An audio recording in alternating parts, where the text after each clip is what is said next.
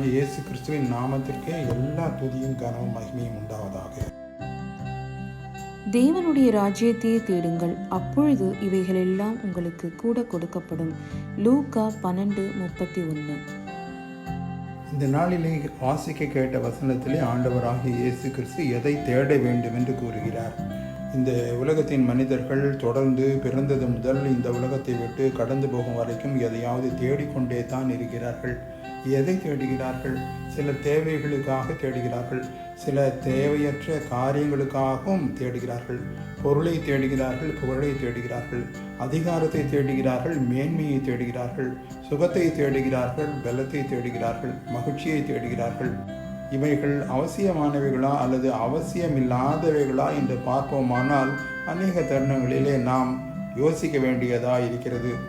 தேடலுக்கு இதிலே அனைத்து மக்களுமே அடிமைகளாகத்தான் இருக்கிறார்கள். ஆண்டவர் இயேசுவை பின்பற்றுவோரும் இதற்கு விலக்கல்ல.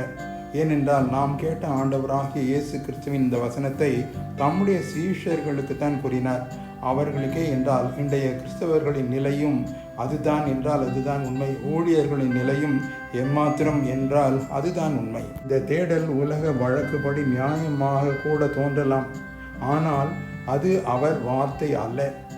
அவர் வார்த்தையின்படி நாம் அவருடைய ராஜ்யத்தையே, தேவனுடைய ராஜ்யத்தையே தேட வேண்டியது தான் சரியானது என்று கூறுகிறார். ஏனென்றால் கூறுவது நம்மை தேடி வந்த ஆண்டவராகிய இயேசு கிறிஸ்துவே.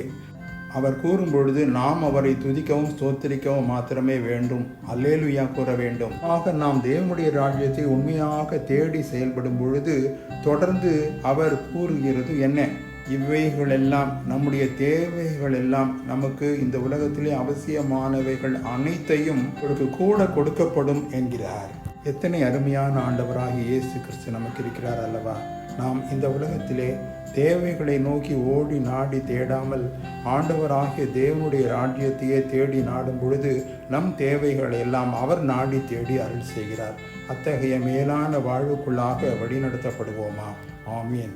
God bless you.